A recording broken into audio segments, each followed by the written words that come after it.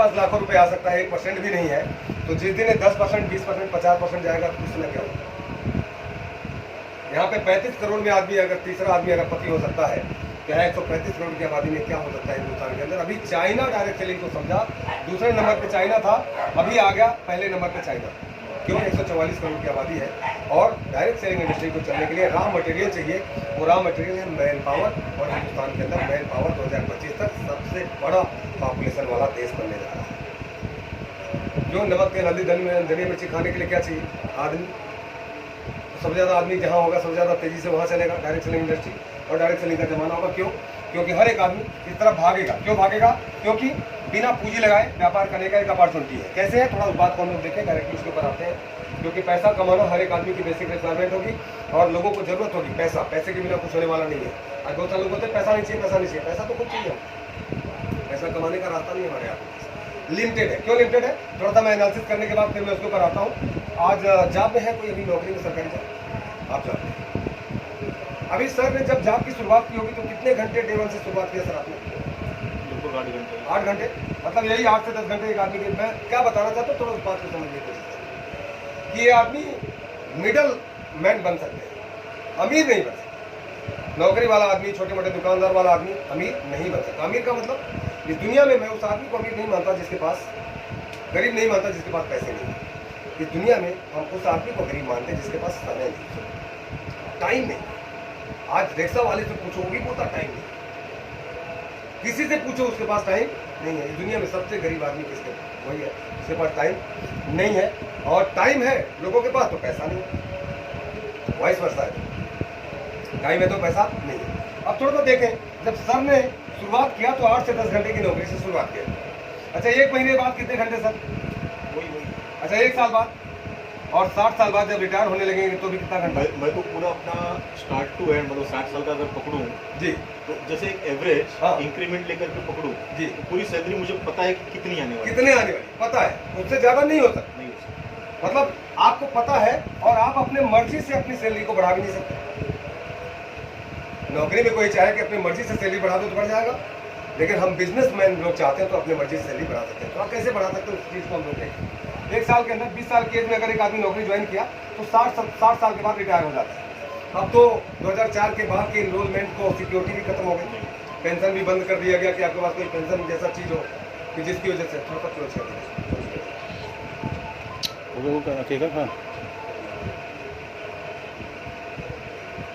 थोड़ा सा क्लोज कर दीजिए, बार डिस्टर्ब करेगा तो फिर मजा नहीं। अब 20 साल की एज में अगर एक आदमी ज्वाइन करता, पहले नौकरी लोग इसलिए करते थे क्योंकि सिक्योरिटी था नौकरी के अंदर, सुरक्षा था कि पेंशन मिलेगा। लेकिन सवाल ये उठता है कि पेंशन घट के मिलेगा कि बढ़ के मिलेगा?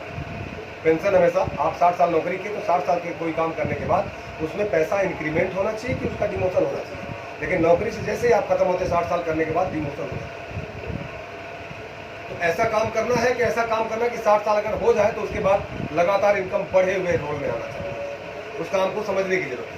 अब 20 साल के एज में मतलब इन्होंने 40 साल के करीब आपने जॉब किया। 1 साल के अंदर 365 दिन होते हैं। 65 दिन अगर छुट्टी का निकाल दें तो 300 दिन एक आदमी 1 साल के अंदर एवरेज काम करता है। और 10 घंटे भी अगर काम किया तो इसका मतलब 3000 घंटे काम इसने, अगर आपने 3000 घंटे काम किया, कितना? 3000 घंटे अगर 10 घंटे के हिसाब से, और आपने काम कितना किया? 40 साल। 40 साल का मतलब 1,20,000 घंटे काम करके आप रिटायर हो गए। आपकी उम्र कितनी हो गई? 60 साल। काम कितना किया? 1,20,000। क्यों? ये सिंगल हैंड वर्कर है, अकेले काम करते, अकेले काम करते, टाइम मल्टीप्लाई नहीं कर सकते। जबकि भगवान ने अमीर को भी 24 घंटा दिया और गरीब को भी 24 घंटे, नौकरी वाले को भी, बिजनेस वाले को भी, सबके लिए भगवान ने घंटों के अंदर कोई भाईबंदी नहीं की, सबको 24 घंटे दिए। लेकिन अब देखो, एक बिजनेसमैन आदमी अमीर कैसे होता है, थोड़ा उस बात को देखा है। इसके तरीकों, इनके पास क्या होता है? बहुत पैसा है। अगर इनके पास पैसा होता तो बिजनेस करते, नौकरी में कभी नहीं जाते। पैसा अगर होता तो बिजनेस करते। अभी एक बिजनेसमैन क्या कर रहा है? एक फैक्ट्री खोल रहा है और फैक्ट्री में हमारे आप जैसे 1000 लोगों को काम करने का मौका दे रहा है। कितने लोगों को? अच्छा, 1000 लोग किसके लिए काम कर रहे हैं? अपने लिए। और 10 घंटे काम कर रहे हैं, और 10,000 घंटे एक दिन के अंदर, उसी 24 घंटे में कितना घंटे काम हो गया कंपनी के मालिक का? 10,000 आवर्स। और एक महीने के अंदर इन्होंने 3 लाख घंटे काम को करना। कितना टाइम मल्टीप्लाई 24 घंटे को इन्होंने 10 घंटे में कन्वर्ट किया और इन्होंने 24 घंटे को 3 लाख घंटे में कन्वर्ट किया। आप मुझे बताइए सर, अमीर कौन बनेगा? अमीर बिजनेसमैन बनेगा। क्यों? अब हमें अगर यहाँ से ज्यादा ओवर टाइम करने की जरूरत है तो ओवर टाइम का भी हो सकता है कंपनी मौका ना दे, लेकिन इनको 3 लाख को 6 लाख में कन्वर्ट करना है तो इन्होंने 10-10 घंटे के 2 शिफ्ट चालू कर दिए। 6 लाख घंटे में कन्वर्ट कर दिया, इनकम को डबल कर दिया। Sir clear? टाइम मल्टीप्लिकेशन का गेम है। अब सवाल ये उठता है कि हमारे यहाँ के पास टाइम मल्टीप्लिकेशन का रास्ता नहीं है, इतना पैसा नहीं है कि फैक्ट्री खोल सके, लोगों को काम पे रोजगार पे लगा सके। लेकिन यहाँ पे एक ऐसा रास्ता जहाँ 10,000 करोड़ की कंपनी है, 10,000 करोड़ की कंपनी है। यहाँ पे आपको कोई पूंजी प्रॉपर्टी नहीं लगाना, कोई प्रोडक्शन नहीं करना, कोई हिसाब किताब नहीं रखना, कोई आपको जमीन जायदाद नहीं लगानी, कोई आपको वर्कर नहीं रखने, कोई आपको देखभाल करने की जरूरत नहीं। पूरे हिंदुस्तान में कंपनी सामान खुद पहुंचा रही है, सामान खुद बना रही है, क्वालिटी खुद मेंटेन कर रही है, हिसाब किताब खुद रख रही है। आपको क्या करना है? फैक्ट्री नहीं खोलना है, बस इस फैक्ट्री में जो नमक बन रहा है इसको खाने के लिए यूजर को तैयार कर देना है। और 135 करोड़ लोग 2 पैरों पे चलने वाला, इंसान के माफिक दिखने वाला कोई भी आपको दिख जाए, सब नमक क्लियर है? सब नमक खाता है। तो आसान बोलता है फैक्ट्री खोलना कि लोगों को नमक खिलाना? नमक खिलाना, लोगों को काम पे लगाना। लोगों को इन्होंने 1000 लोगों को काम पे लगाया, हमने 1000 लोगों को क्या किया? नमक खाने पे लगा दिया, मैंने काम पे लगा दिया। मेरा कोई प्रॉपर्टी लगा नहीं, मेरा कोई टेंशन भी नहीं है। लेकिन अब ये सब सारी चीजें कैसे हो, थोड़ा उसके ऊपर आते हैं। इसके ऊपर गवर्नमेंट क्यों इतना तेजी से काम कर रही है, तो इस प्लान को हम लोग देखें। इंडायरेक्ट सेलिंग इंडस्ट्री कैसे काम कर रही है, जो हमारा बाजार का व्यवस्था है, ट्रेडिशनल बिजनेस जिसको बोलते हैं। एज ए कस्टमर जरूरत का सामान लेने के लिए हम दुकानदार के पास गए, दुकानदार सामान नहीं बनाता, अपने से बड़ी दुकान होलसेलर से लाया। ये भी सामान नहीं बनाया, डिस्ट्रिक्ट मटेरियल ये भी सामान नहीं बनाते, स्टेट में CNF एजेंसी और ये भी सामान नहीं बनाते। यहाँ पे कोई पर्टिकुलर कंपनी है, कंपनी सामान बनाती है, इतने माध्यम से कस्टमर तक सामान पहुंचता। मान लीजिए पेन है, मार्कर है, 80 पैसे में बना, 20 पैसे प्रॉफिट, 1 रुपये में सामान तैयार हुआ। हर एक आदमी को 10-10 पैसे का प्रॉफिट चाहिए। बीच वाले जो लोग बैठे हैं 40% पैसा बीच वाले लोग खा गए, 1 रुपये का सामान हो गया 1 रुपये 40 पैसे। इस सामान का जब विज्ञापन करा जाता है टीवी और पेपर के माध्यम से, तो 50% पैसा लागत और खर्च का इसी कस्टमर के दाम में ऐड कर दिया गया। तो 1 रुपये का सामान 1 रुपये 90 पैसे में। तो पहला जो कमी पकड़ी गई यहाँ पे कि सामान हमें दुगने रेट में मिलता है। दूसरा कमी पकड़ा गया कि यहाँ पे डुप्लीकेट होने का चांस बना रहता है, मतलब मिलावट के सामान हमें मिल जाते हैं। तीसरा जो सबसे बड़ी कमी पकड़ी गई कि कस्टमर के पास इस सिस्टम के अंदर खरीदारी करके कोई इनकम जनरेट नहीं होती। आज से 70 साल पहले विदेश में सेम व्यवस्था चला करता था। वहाँ के विशेषज्ञों ने इस कमी को दूर करने के लिए इस बाजार व्यवस्था को 3 पार्ट में डिवाइड किया, जिसमें कस्टमर को नंबर 1 पर, कंपनी को नंबर 2 पर और बीच वाले लोगों को नंबर 3 पर रखा। कस्टमर को नंबर 1 पे क्यों रखा? क्योंकि इस पूरी मार्केट को चला कौन रहा है? कस्टमर। सबसे ज्यादा पैसा इस मार्केट में किसका जा रहा है? कस्टमर का। लेकिन इनकम की दृष्टिकोण से कंपनी पैसा लगा के बैठी तो पैसा कमा रही, बीच वालों भी पैसा लगा के बैठे तो पैसा कमा रहे हैं। लेकिन फिर कस्टमर पैसा कमा क्यों नहीं रहा? क्योंकि सबसे ज्यादा पैसा जब भी लगा है किसका? कस्टमर का। तो ये बात सही है कि कस्टमर पैसा नहीं कमाना चाहिए कि सबसे ज्यादा कमाना चाहिए? सबसे ज्यादा पैसा लगाने के बाद सबसे ज्यादा कमाना किसको चाहिए? जब सब लोगों को कमाने का जरिया कस्टमर है तो फिर कस्टमर जीरो क्यों बना हुआ है? कस्टमर नाम क्यों रखा गया? इसे समझने की बात है। तो यहाँ पे उन्होंने बोला कि ऐसी कोई व्यवस्था लाओ कि कस्टमर का लाभ कस्टमर को मिलना चाहिए। तो उन्होंने बोला इस व्यवस्था में संभव नहीं है। बोला क्यों संभव नहीं है? बोला कस्टमर हटा दोगे इस व्यवस्था तो व्यवस्था चलने वाली नहीं। कंपनी अगर हट जाए, सामान न बनाए तो व्यवस्था नहीं चलेगी। तो उन्होंने बोला ऐसा करो, कस्टमर को बाहर निकालो और कंपनी को बाहर निकालो। कंपनी सामान बनाएगी, कस्टमर खरीदेगा, एक बार बीच वाले और विज्ञापन वालों को हटा देगी। तो बोला व्यवस्था चल सकती है? बोला यस चल सकती है, लेकिन इसमें एक दिक्कत है।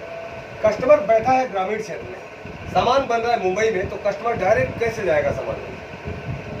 समस्या खड़ी है। तो उन्होंने बोला कि ऐसी कोई कंपनी आ जाए जो सामान यहाँ से बना के ग्रामीण क्षेत्र तक दे दे, सामान पहुँचाने की जिम्मेदारी ले ले। तो एक ऐसी कंपनी जिसका नाम है fashion shooting private limited, Bhilwara Rajasthan Hindustan की कंपनी, अपने देश की फैक्ट्री है। सन 2000 से डायरेक्ट सेल में इंडस्ट्री के अंदर काम करना शुरू की। 90 फैक्ट्रियाँ अपनी खुद की है, अपना खुद का डिपो है, खुद का प्लांट, सारी की सारी चीजें अपने पास, जो स्टोरेज है सब अपना खुद का है।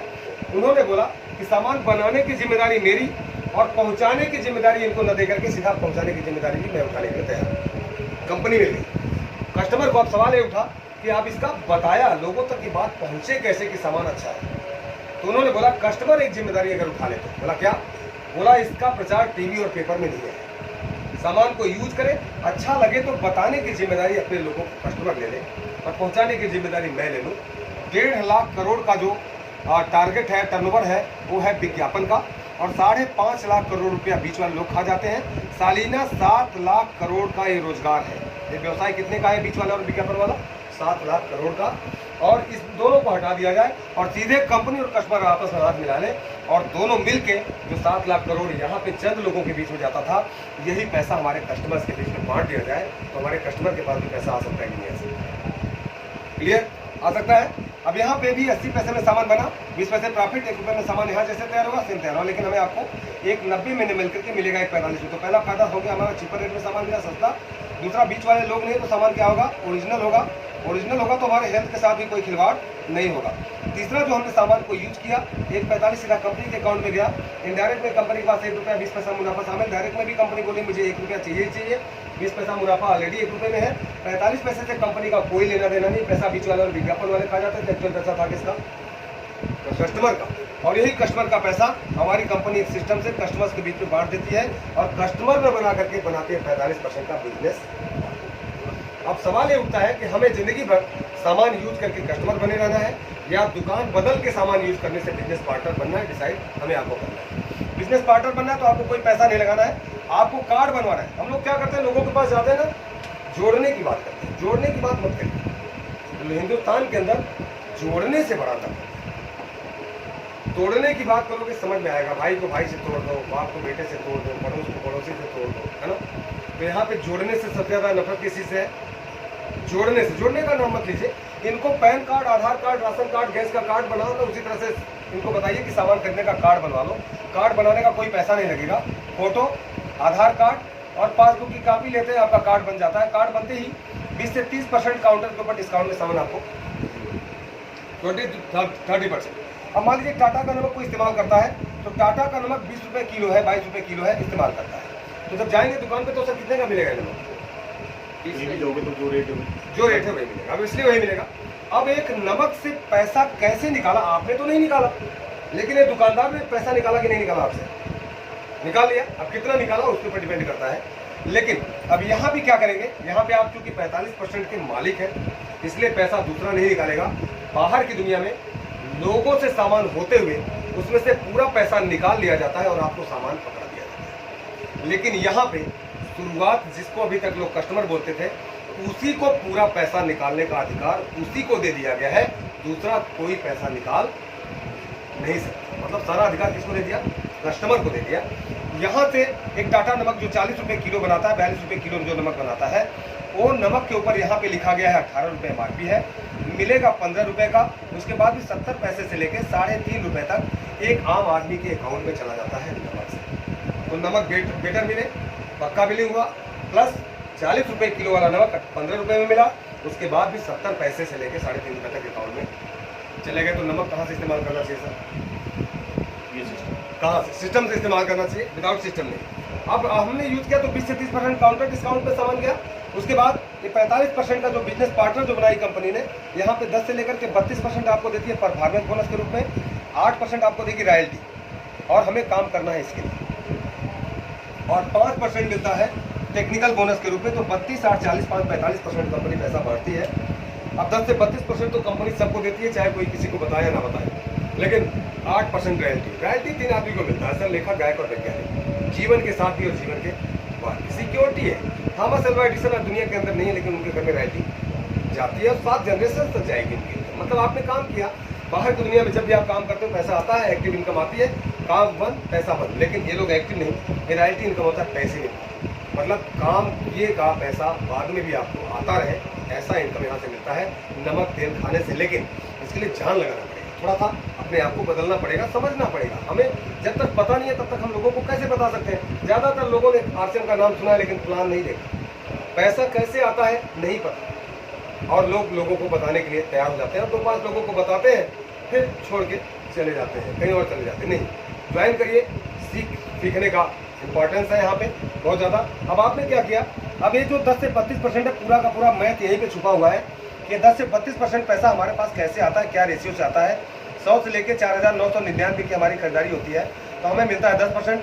5,000 के मेरे घर में खरीदारी हुई तो 12%, 10,000 का होगा तो 14%, 20,000 का होगा तो 16.5%, 40,000 का होगा तो 19%, 70,000 का खरीदारी होगा तो 21.5%, और 1,15,000 की खरीदारी होगी तो 24%, 1,70,000 की खरीदारी होगी तो 26.5%, एंड 2,60,000 की खरीदारी होगी तो 29%, एंड 3.5 लाख की खरीदारी होगी तो 32%।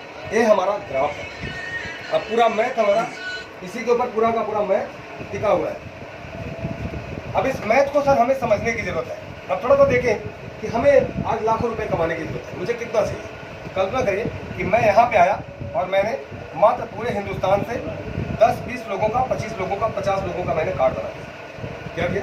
कार्ड बना दिया। अच्छा, हमारे पास शादी ब्याह में 25-50 लोग आते हैं कि नहीं आते? अच्छा, वो भी नमक खाते होंगे। अच्छा, वो सिर्फ शादी में कार्ड छपने के बाद, कार्ड देने के बाद सिर्फ नचौना डालने के लिए आते हैं कि सही में रिलेशन है?